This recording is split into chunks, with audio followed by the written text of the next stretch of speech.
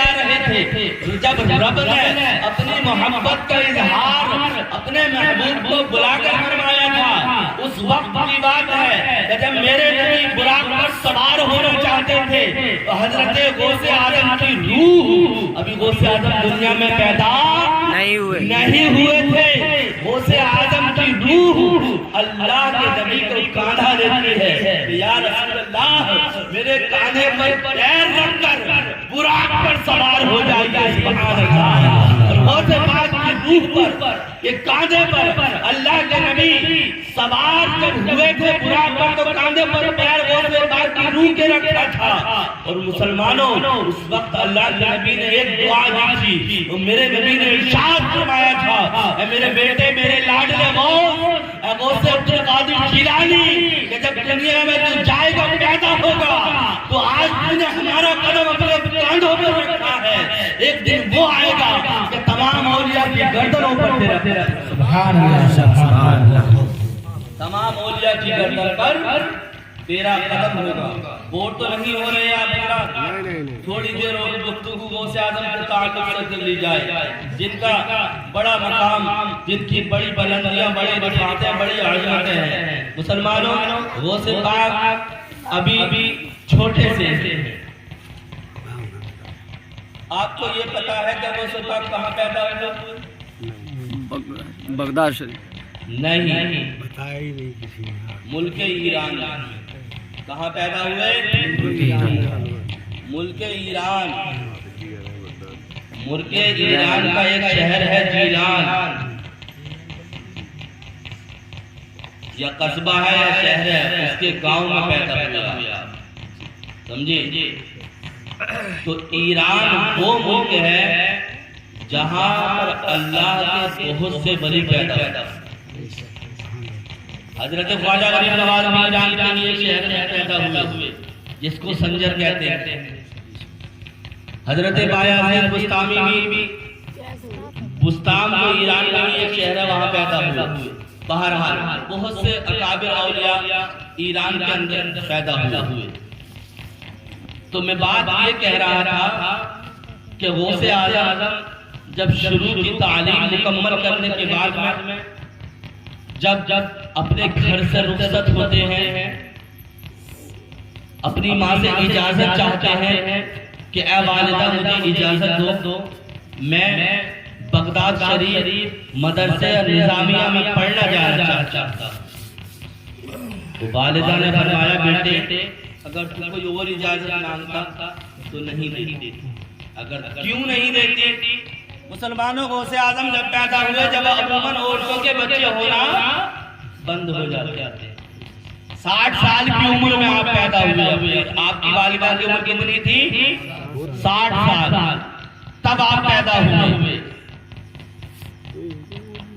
اب والدہ نے فرمایا کہ بیٹا تو پیدا ہی دین کی خدمت کے لیے ہوا ہے، میں تجھے نہیں روک سکتی۔ حالانکہ غوث اعظم مادرزاد ولی پڑھنے کی کیا ضرورت تھی؟ پڑھنے کی کیا ضرورت تھی؟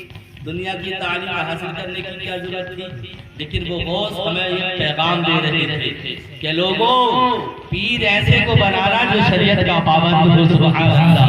پیر ایسے کو بنانا جو شریعت مطہرہ کا علم رکھتا ہو، پیر ایسے کو بنانا جو عالم دین ہو، جو مولوی ہو، عالم دین ہو، جو شریعت مطہرہ کا پابند ہو۔ پیر ایسے کو مت بنانا کہ جس کے داڑھی نہیں ہے اور وہ پیر ہے۔ پیر تو آج کل پھری بھاؤ بک رہے ہیں، جہاں دیکھو پیر۔ ایک بات مجھے یاد آ گئی، دیکھو یہ عورتیں جو ہوتی ہیں نا، عورتیں انہیں اپنے علاوہ ان چیز کے علاوہ کوئی چیز اچھی نہیں لگتی۔ عورتوں کو اپنے چیز کے علاوہ کچھ پسند نہیں آتا۔ ایک اللہ کے ولی تھے، بات یاد آ رہی مجھے تو کہتا چلو کہ عورتیں کتنی ہٹ دھرمی پر ہوتی ہیں، اگر وہ آ جائے عیب نکالنے پر تو اللہ کے ولی کو بھی نہیں چھوڑتی، اللہ کے ولی کو بھی نہیں چھوڑتی۔ ایک اللہ کے ولی، ان کی بیوی تھی، تو وہ بڑی ایسی الٹی سیدھی باتیں کیا کرتے تھے، لیکن وہ اللہ کے ولی تھے، صبر و شکر کرتے تھے، درگزر کر دیا کرتے تھے۔ وہ ان کو اللہ کا ولی نہیں مانتی، ان کی بیوی ان کو اللہ کا ولی نہیں مانتی۔ ایک دن کیا کیا اس اللہ کے ولی نے، جب ان کی بیوی گھر کے آنگن میں بیٹھی ہوئی تھی تو انہوں نے کہا، انہوں نے کیا کیا اللہ کے ولی نے کہ اپنی چھت کے گھر کے اوپر سے ہی اڑ کر چکر لگائے۔ کیا کیا؟ ہوا میں اڑا وہ اللہ کے ولی، کبھی ادھر جا رہی ہے، کبھی ادھر آ رہی ہے، کبھی ادھر جا رہی ہے، کبھی ادھر جا رہی ہے۔ اڑے کیوں تھے کہ میری بیوی مجھ کو دیکھ لے گی تو میری ولایت کا اقرار کر دے گی۔ اڑے کس لیے تھے؟ میری بیوی دیکھے گی تو میرے مرتبے کو سمجھے گی، عیب جوئی نہ کیا کرے گی، عیب نہ نکالا کرے گی، کمیاں نہ نکالا کرے گی، تو وہ پہچان نہ سکی، وہ پہچان نہ سکی۔ اب جب وہ گھر کو آئے شام کے وقت تو کہنے لگی اپنے آپ کو اللہ کا ولی ولی کیا، تو ولی تو وہ تھے، آج میں نے دیکھا کہ وہ ہوا میں اڑ رہے تھے، آج میں نے دیکھا وہ ہوا میں اڑ رہے تھے۔ اب اس نے پہچانا تو تھا نہیں۔ اللہ کے ولی نے اس کے شوہر نے ارشاد فرمایا کہ کم وقت وہ میں ہی تو تھا، وہ میں ہی تو تھا، تو کیا ہوتے کبھی تو ٹیڑے ٹیڑے اڑ رہے تھے۔ کیا بولی؟ میں بھی دیکھا ہوں ٹیڑے ٹیڑے کی اڑ رہے تھے، جب تم تھے تبھی تو ٹیڑے ٹیڑے اڑ رہے تھے۔ یہ عورتوں کا حال ہے۔ عورتیں اپنے مقام کو سمجھیں، اپنے مرتبے کو سمجھیں، اللہ نے ان کو بڑا مقام عطا فرمایا ہے۔ بہرحال بات میں یہ کہہ رہا تھا کہ حضرت عبد القادر جیلانی رضی اللہ تعالی عنہ غوث سمدانی اپنی والدہ سے اجازت لینے کے بعد جب مطلب پڑھائی کے لیے سفر کو طے کرتے ہیں۔ اب میں وہ واقعہ آپ کو نہیں بتاؤں گا کہ قافلہ لٹا اور یہ ہوا وہ نہیں بتاؤں گا، اس میں سے چنی ہوئی باتیں آپ کو بتانا چاہتا ہوں۔ غوث پاک بغداد پہنچ گئے۔ کہاں پہنچ گئے؟ بغداد کے مدرسہ نظامیہ میں تعلیم حاصل کرنے لگے۔ 2 یا 2.5 سال گزرے۔ ایک تاجر جو بغداد شریف کو گیا ہوا تھا، رہنے والا جیلان کا تھا، اور مسلمانوں ہمارا تمہارا تو یہ حال ہے کہ اگر ہم سعودی کو کوئی بندہ جاتا ہے، اگر کوئی گاؤں پڑوس محلے گاؤں کا تو دور کی بات ہے، ضلع کا تو دور کی بات ہے، اگر صوبے کا بھی مل جاتا ہے تو ایسا لگتا ہے ہمارا قریب ہی مل گیا۔ ہوتا ہے نہیں ہوتا ہے؟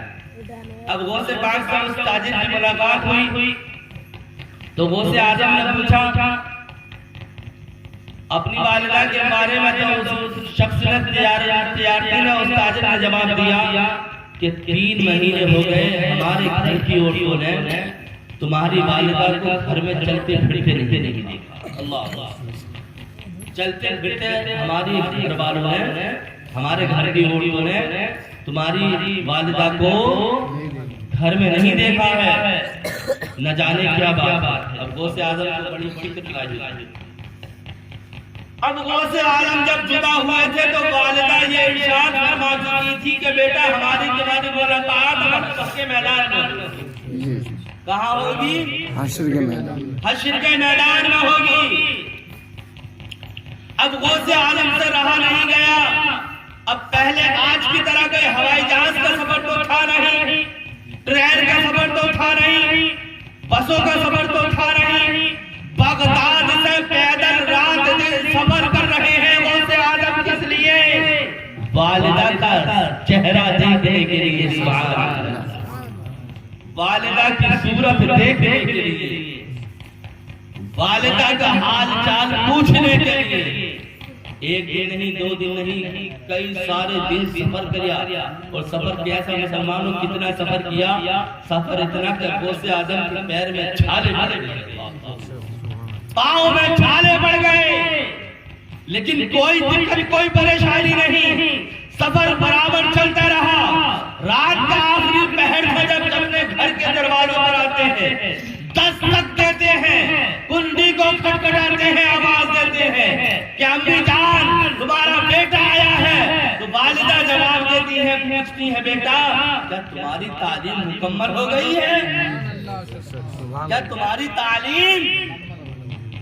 آج کل کا حال تو یہ ہے کہ اگر مہینے میں ہمارا بیٹا، ہمارا بچہ، ہمارا بھائی، ہمارا گھر والا کوئی باہر سے پڑھ کے یا کام کر کے آتا ہے تو ہم اسے اپنے کلیجے سے لگا لیتے ہیں، لیکن غوث پاک کی ماں، اور وہ بھی کیسی ماں جس کو اولاد 60 سال کی عمر میں پیدا ہوئی، تو وہ والدہ پوچھتی ہے کہ بیٹا بھی دروازہ نہیں کھولا، پوچھا کہ بیٹا تمہاری تعلیم مکمل ہو گئی؟ کہ نہیں امی جان آپ کی محبت ستا رہی تھی، سنا تھا کہ پڑوسیوں نے تم کو گھر میں چلتے پھرتے نہیں دیکھا ہے، اس لیے دل بے قرار ہو گیا کہ میں دیکھنے کے لیے آیا ہوں۔ سبحان اللہ، تمہیں دیکھنے کے لیے آیا ہوں۔ امی جان دروازہ کھولیے۔ امی نے کہا بیٹا جب تک تم اپنی تعلیم مکمل نہیں کر لو گے، جب تک میں تمہیں اپنا چہرہ نہیں دکھاؤں گی، اور میں تم سے کہہ چکی ہوں بیٹا کہ تمہاری اور ہماری ملاقات اب دنیا میں نہیں بلکہ حشر کے میدان میں ہوگی۔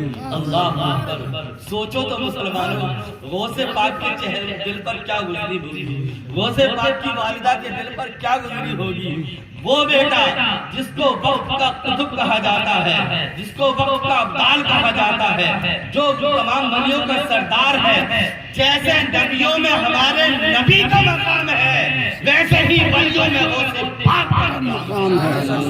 اللہ اللہ، اللہ نے مقام و مرتبہ غوث پاک کو عطا کیا ہے۔ سبحان اللہ سبحان اللہ۔ اب غوث پاک چل دیتے، کہاں چلے؟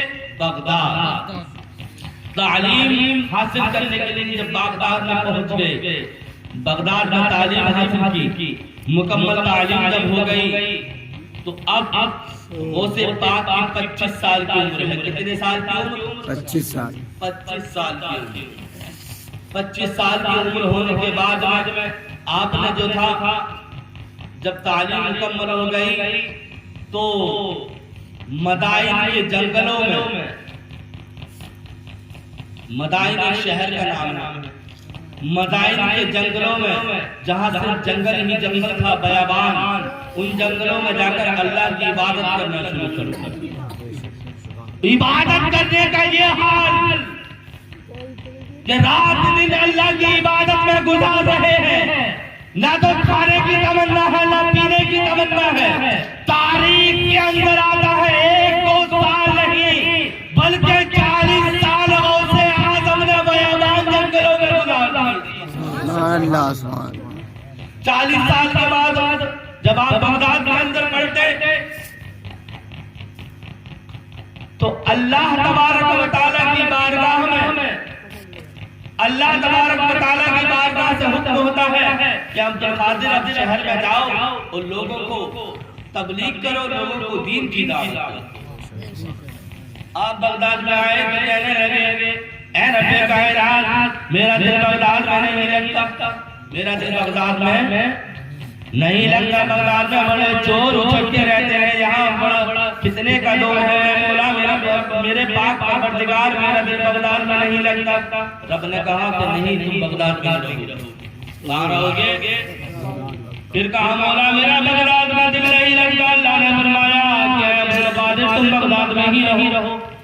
اللہ، جب اللہ نے تیسری مرتبہ یہ فرما دیا تو حضرت غوث اعظم رضی اللہ تعالیٰ عنہ عرض کرتے ہیں مولا جب تو کہہ رہا ہے کہ مجھے بغداد میں ہی رہنا ہوگا تو میری بھی کچھ شرطیں ہیں، میری بھی کچھ شرطیں ہیں۔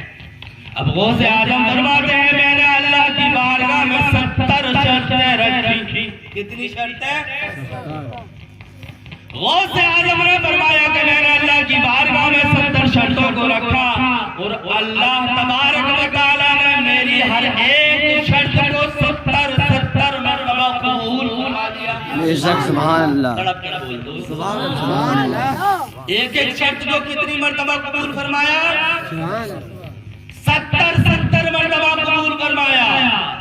ایک دن کسی نے پوچھا، کسی سے کہنے لگے غوث اعظم کہ آپ جانتے ہو کہ جب اللہ نے میری 70 شرطوں کو قبول فرمایا تھا تو تڑپ جاؤ گے مسلمانوں، تڑپ جاؤ گے غوث اعظم سے محبت کرنے والوں۔ تو غوث اعظم نے فرمایا تھا اس شخص سے کہ ایک شرط یہ تھی، ان شرطوں میں سے اے اللہ جو میرا ماننے والا ہو، جو میرا چاہنے والا ہو، جو میرا مرید ہو، جو مجھ سے محبت کرنے والا ہو، چاہے وہ دنیا کے کسی کونے میں رہے، مولا جب تک اس کو موت نہ آئے، جب تک کہ وہ اپنا توبہ نہ کرنے گناہوں سے، مولا اس کی روح کو اس کے تن سے جدا مت کرنا جب تک کہ وہ اپنے گناہوں سے توبہ نہ کرے۔ اے مولا اس کا خاتمہ ایمان پر ہونا چاہیے۔ کیسی شرط تھی غوث اعظم کی، اور ہر ایک شرط کو اللہ نے 70 مرتبہ قبول فرمایا۔ یہ غوث پاک ہے مسلمان۔